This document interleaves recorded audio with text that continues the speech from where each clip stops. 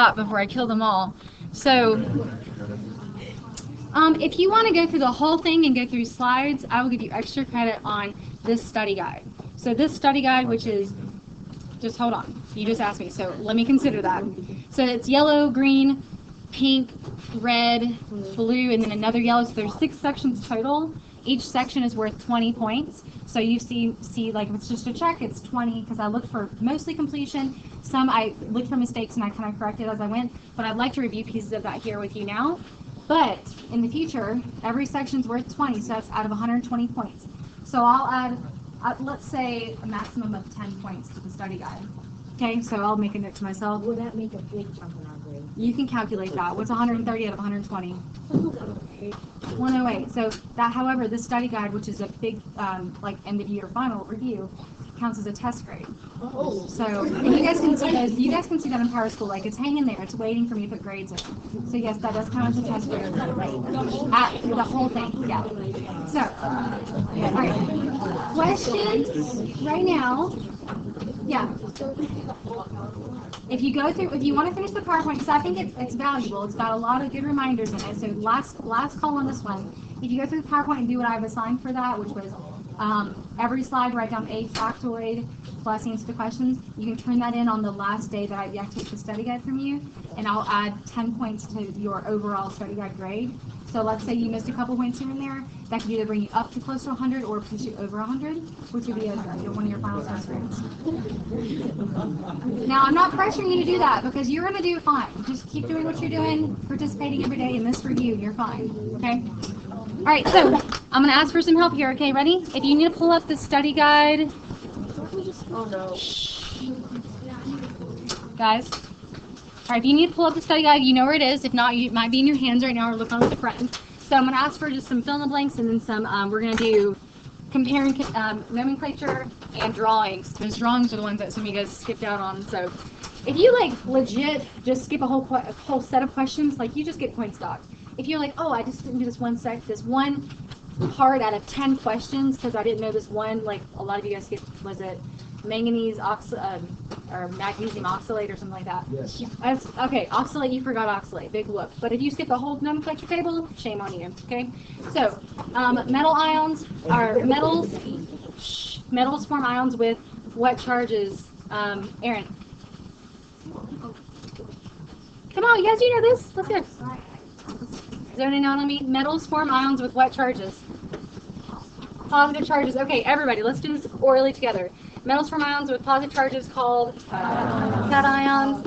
Non-metals form ions with called anions. Okay. Molecular formula in a formula unit. Molecular formula goes with anything covalent, and formula unit, anything ionic. Okay. And prefixes are used with the naming system for which compound? Molecular, aka covalent, right? So we know that's all covalent, non-metal stuff. Naming, anion is the single atom, change the ending to "-ide", right? Those are the simple ones, not polyatomic related. But if your anion is a poly, then you say H or "-ite", and you have your polys on your reference table, so there should be no question there. Maybe to the next one. Oh, well, ions. How do you form an ion? What subatomic particle is changing? Electrons. Electrons, right. You're gaining or you're losing electrons. If you gain an electron, you become a what? A negative. A negative charge, so gaining an electron equals an anion, meaning you have a negative charge. So losing electron means you form a positive, which is a cation. Okay, so the rows are called periods, right? Columns are called groups or families. What is the charge of zinc always? Zinc, 2 plus, silver, 1 plus, good. The most active metals. In our PR table, the metals. The bottom right, okay, I'll say the bottom right, that's fine. But there's actually one whole group that's super active. Yes, good, the alkali. Where are the alkali metals? Group 1, good. So where are the most active nonmetals? Which group? halogens, which are in group either 17 or group 7A. They're called the same. Yeah. I'm sorry, I didn't mean bottom left. Thanks for calling me out on that. We meant the metals, guys, not bottom left. I'm still working on left and right. One day I'll get it. Okay. Across a period, I'm on 13. As you go across the period, the atomic size what? How do you know this? Because you bring this, okay? Which way is it? It's this way. Okay, good. So it is right hand radius. Turn, so lay this, lay this. Okay. So we turn the right hand this way. So these are larger and these are smaller because your finger points to the bigger side. And then that's across a period. And in down a group, the particles get quite large as you go down. And everything else is this one. So atomic radius runs this way. And what are the others that run in the opposite fashion? Which run? Electronegativity, ionization energy, electron affinity. We'll often see atomic radius and electronegativity, not so much the others. So who's the most electronegative element on the periodic table? Helium, don't want no electrons. Fluorine, yes. So the noble gases are excluded because they are perfect octet. They don't need electrons. They're not electronegative. Fluorine would be the most electronegative. Okay. As you go, no, let's do this. Yes. Number 15 and 16. A negative ion is called a what? Anion, and it's what compared to its parent? Larger, because it has an extra electron, and that extra electron will push it out and make it larger because electrons repel each other. Positive ion's called, and it is smaller than its parent. So far, I know we're like maybe halfway through yellow. Did I skip anything I need to review with you? Go back and look at, what you should do is put stars by things, so those are the questions that you want to answer, because otherwise I'm just killing a dead horse. Some of the things that you already know. So far? Oh. Yeah. Number 9. Draw the metalloid line. Mark 6 metalloid. So. I didn't know what this meant. Oh, semi-metal? Semi-metals are also called metalloids. That's not really a term we use often, but it's there. But you guys know where the metalloid line is? Right there. Yeah. Can you see on the blue reference table, do you see the little darkened staircase? Yes. Yeah. Okay, so the metalloids fall along that line. As long as you go close to where they are, you're in good shape. It's hard to see, but it is darkened. Okay? All right, and colored ions generally indicate what? Transition metals. Good. All right, let me go to the table. No, dang it. I don't have the table right in front of me, so pull that real fast.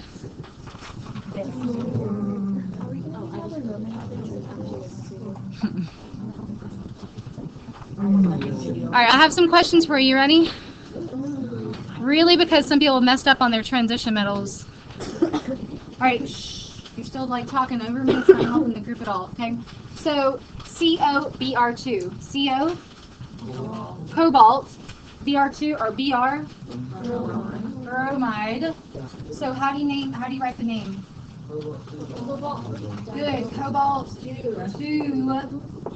2 bromide. Because cobalt is a transition metal. Br2, where does this 2 come from? Cobalt. Cobalt's charge of 2 plus. Good. Okay. Another one like that. CuO. CuO. So CuO is copper. How do you know it's 2? Because copper had to be a 2 plus because oxygen was a 2 minus, so they had to crisscross charges, but there's no 2's there anymore because what do? We simplify to the empirical formula, right? So it's the simplest ratio. So that would be copper to oxide. Okay? Another like that, actually I lied, let me go back here. N2O3. Name it. Don't look at it. Just name it. N2O3. Why were you able to use prefixes here? Because it's covalent, because they're 2 nonmetals. 2 nonmetals means it's covalent. You say the prefixes with a, or say the subscripts with a prefix. So acids, we kind of started to name them just as a covalent, but they have their special system. So if I wanted to name HI, think acid. So HI, That's an H. High. Yes, you say hydro, and you say that the non-metal's name, iodic. Oh no, I was right. Acid. How would you name HNO3? HNO3. Nitric acid. The nitrate ion changes to nitric. Please put your phones away if you have your phones out. We're getting nitty gritty here, so I want to make sure you're with me. How would one approach barium phosphate?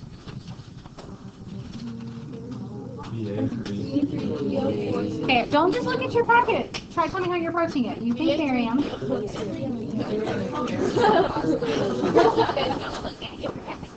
Okay, so barium is charged of 2 because it's in group 2. And where would you find phosphate if you had a brain fart?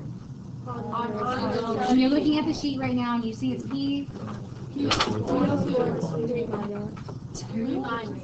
minus. So as you're looking at your chart, you have everything in front of you, crisscross these charges, and you have barium 3, PO4 2. Parentheses matter. Okay. So going down to this one, green section now. This was the more challenging because it required some more effort. But I'm going to go to as wavelength decreases, frequency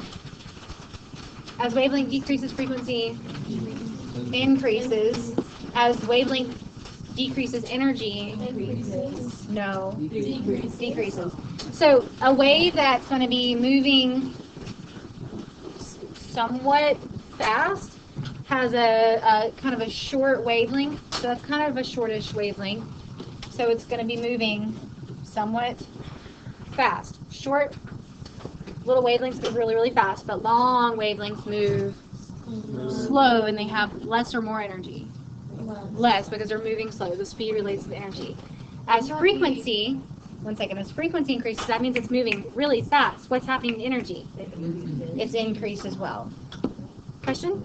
Yeah. For the second Oh, it does increase. My bad. I looked at the increase here. So what is it? As wavelength decreases, frequency increases. As wavelength decreases, energy increases because it's moving faster. And as frequency increases, energy increases. Increases all the way down. I think I looked at the next question. Okay, so what is the equation that pulls together some frequency and wavelength stuff? C is equal to lambda, which is wavelength, times V, frequency. And then energy is equal to HV. So that's another way you can see the relationships.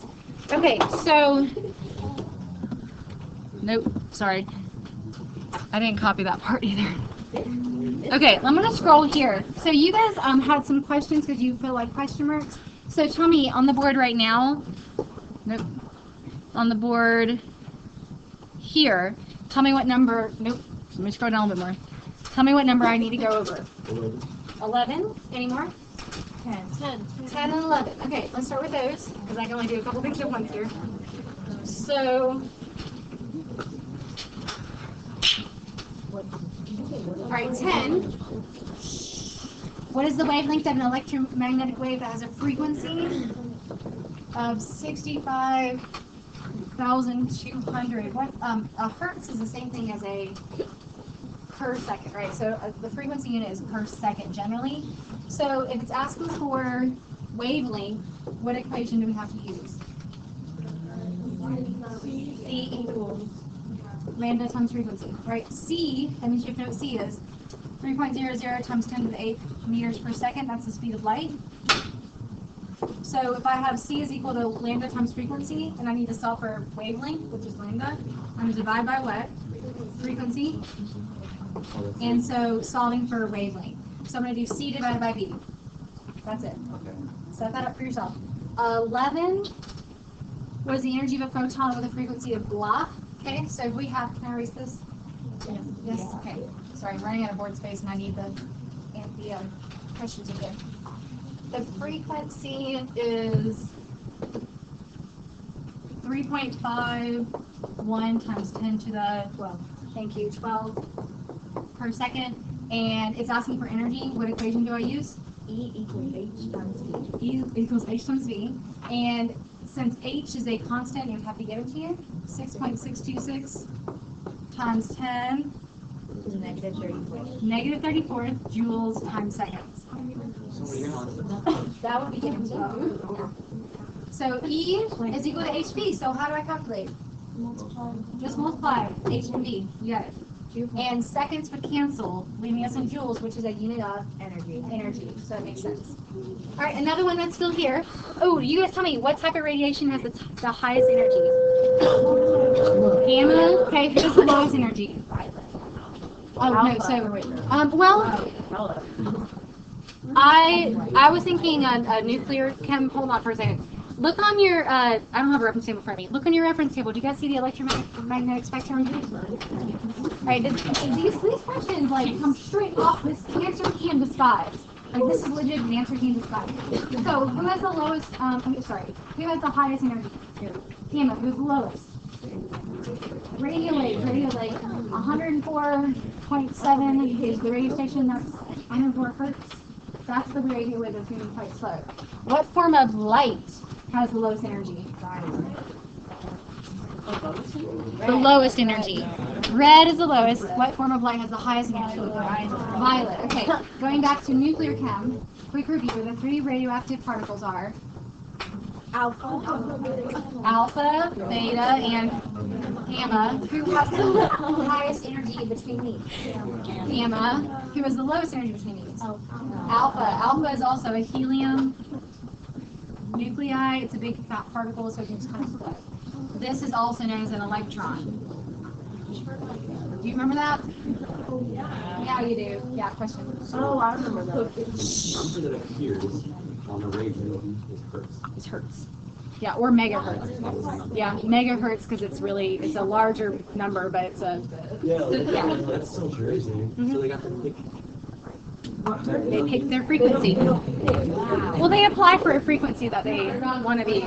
Because it can be, like, they want to be, like, 96.5. Like, they want to be a cool number. I don't know. Yeah. So what's the difference between like 95.1 and then like 106.1? One has a longer wavelength than the other. So is it like affect your No, your radio tunes into a specific frequency. Like a walkie-talkie, you turn to channel 1, channel 2, channel 3, same thing. Okay, back to me. I'm going to try to give you some time to work on blue at the end, so keep working with me. Can I go past this question, this set? Okay, so I'm going to go down here. 15. Okay, so in the Bohr model, what electron transitions produce the 4 visible color changes? What other types of electromagnetism? Okay, so on the Bohr model, you guys see this, right? The Bohr model is the circular object near the electromagnetic spectrum. So the Bohr model has 3 or 4 transitions that produce different colors of light. Do you guys see? Do you see the 4 colors? I mean, the 4 lines that are in the visible spectrum. Do you like see 656, 486, 434, and 410? Yeah. All right, everybody, hold that piece of paper up to your face. Let me see, because I need to know that you know where you're looking. Dude, I guys hate all of this. Yeah, they're all Okay. So 4. What was the first? 464.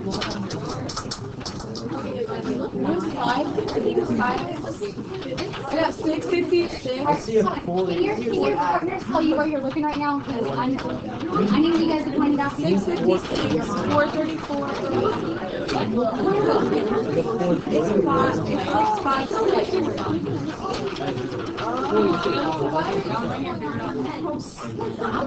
Okay. All right, be quiet. 3, 2, 1. Press. These all fall in the visible spectrum. And so for the hydrogen atom, which is the Bohr model, has 4 lines, and those are 4 light wavelengths. So this one, it drops from n equals what to n equals what? 6 or 56? 3 to 2. 3 to 2, thank you. And that's going to release light, because remember we dropped from a high orbital to a low orbital, it releases energy in the form of light. 486 drops from what to what? 4 to 2, and then 434 drops from 5 to 2, and then last one, 6 to 2. Okay, so what you're seeing is that the bigger drop of energy should produce these are nanometers. More energy they absorb. So this is dropping, so this is releasing energy, but it's releasing energy, a big amount of energy, which relates to a wet wavelength. Short or long? Short wavelength, because it's moving really, really fast, so it has a lot of energy. Okay, so that's what the Bohr model is supposed to be giving you information about. Okay, I heard 17? What was right here I heard? 17?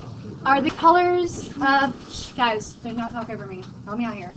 Are the colors of a flame test due to taking in energy or releasing energy? So we would never see, so we have an electron that goes from here and it jumps up here. Does that jump take energy or release energy? It requires or absorbs, and use the correct word. It absorbs energy. You can't see it absorbing energy. You just know it's going to absorb energy because that's the only way you get from point A to point B. But as that electron drops back down, it releases energy. And as it releases energy, what could we potentially see because of it? Color change. Colors. We could see light. So you tell me, flame test, is it due to taking energy or releasing? Releasing. And the reason is because it's going from a high orbital to a low orbital, so it must release energy to do that. Okay, let's get down to the parts that most of us struggle with. These questions, you guys did okay? So I'm going to do drawings. So I want to point out a couple first that I saw the big mistakes on. Everybody, I know you've already classified, but look at the board and don't look at your paper. Calcium chloride, the first one. Is that ionic or covalent? So when you draw an ionic structure, you must include what? Parentheses. Brackets. Brackets. Yes, brackets with ion charges. So everybody look at calcium in the periodic table. What group is it in? 2. Okay. So it has 2 valence electrons. Chlorine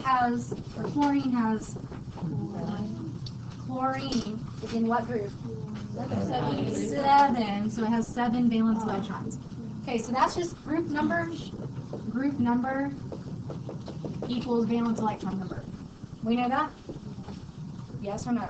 Yes. But now there's calcium and chlorine collectively. So we have a lot of electrons here to work with. So what's actually happening is calcium has its 2 lonely electrons. Chlorine each has 7. Okay?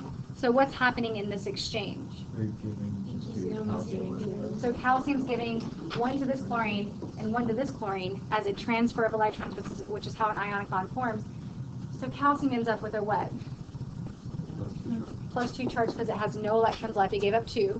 And each chlorine has 1 additional one, so it has 8. So each chlorine has a charge of -1. And instead of drawing that twice, I'm just going to put a 2 on the bottom, or I can put a 2 in the front. Okay, do you remember drawing these down with ionics? We don't draw them as connected together. That was just a big mistake I saw throughout. That would work the same for potassium oxide. That has 2 potassiums and 1 oxygen. That's ionic. So let's draw this one, CH3Cl. I saw the thing had a question on that one. So CH3Cl. First off, is this ionic or covalent? How do you know it's covalent? All nonmetals, right? So if it's covalent, the way you start off drawing is I follow the VSEPR little acronym, VSEPR. V means count valence electrons, count them up. How many does carbon have? 4. How many does hydrogen, each hydrogen have? 1. One sits in group 1, so that's 1, 2, 3. How many does this chlorine have? 7, sits in group 7. So total that. 14. All right, so we have 14 valence electrons to work with. We have to draw a skeleton. So if you want to write down this little order of operations, that might be helpful. Huh? Yeah, valence shell electron pair repulsion. We say VSEPR, but it's actually valence shell electron pair repulsion. So that's actually how it's spelled. So skeleton means to draw a skeleton structure. So who has to go in the middle? Not hydrogen, because it's like a loner. It needs to only have 2 electrons. So that can't go. Carbon. So if the option is carbon, if you don't have a carbon, then you choose the single. And if you don't have a single, then you choose the biggest. Right, so carbon definitely goes in the middle. Who goes, or where do all the others go? Outside. This is like a little leg, right? So hydrogen, hydrogen, hydrogen, and I'll put chlorine down here. Okay, so how many electrons have I used thus far? 8. 8, so this is kind of like where we're going to add valence electrons as needed. So I already have 8 here. Who does not have octet? Chlorine, right? Carbon has octet 2, 4, 6, 8. Hydrogen has its own version of octet, which we call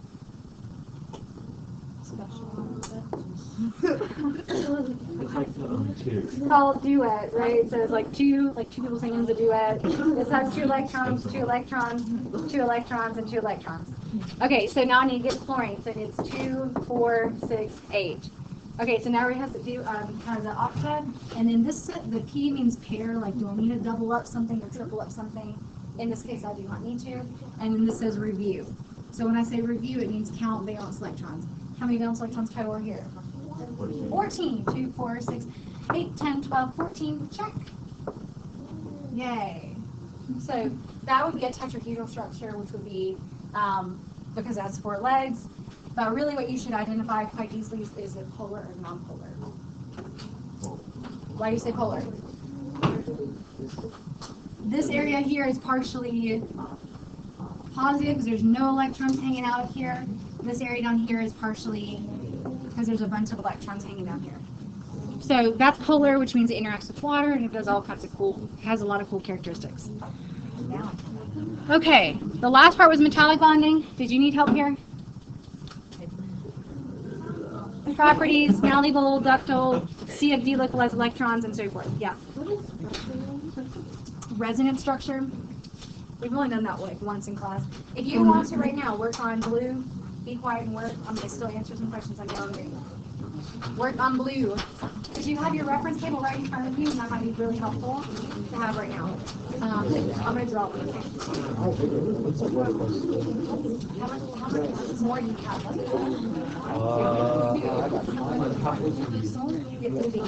Alright, here's my deal on the web quest. Who's all the way through D? Okay, get through D and then that'll be it. Don't have to do E right now. Okay?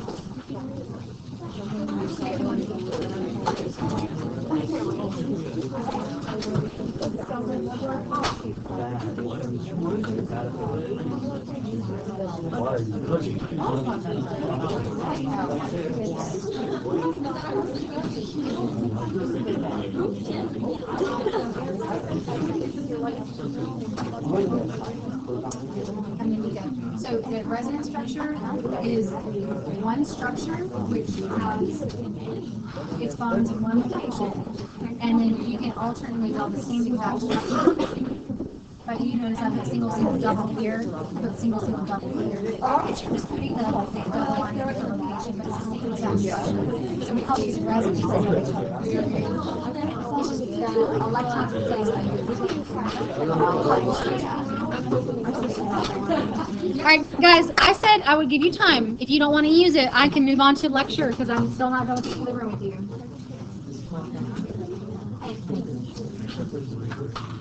This table right here. Let's go.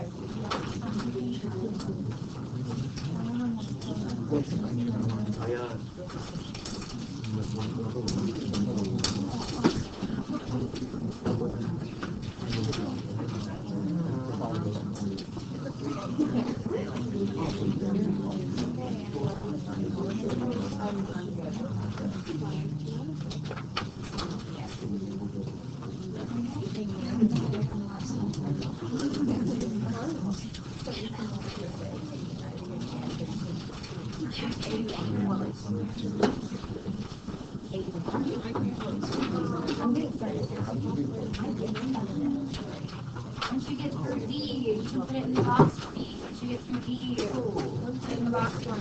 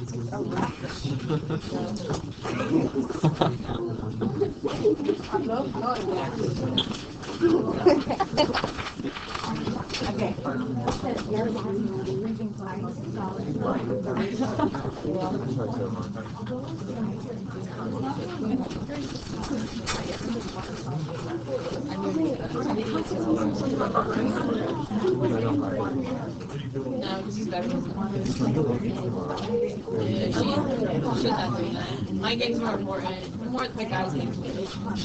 Nobody cares about swimming. I saw someone. Okay, have you been with me?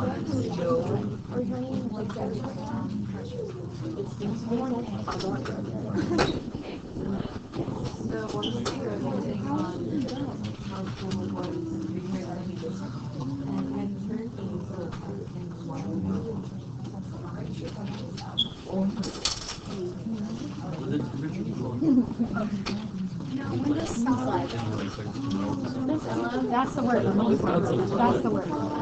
No. If I don't put it to my Yeah. Just trying to make sure you guys don't have more to do at home than you have Oh, yeah, time. no, it's fine. Yeah. Oh, because you took your quiz. Yeah. That's right.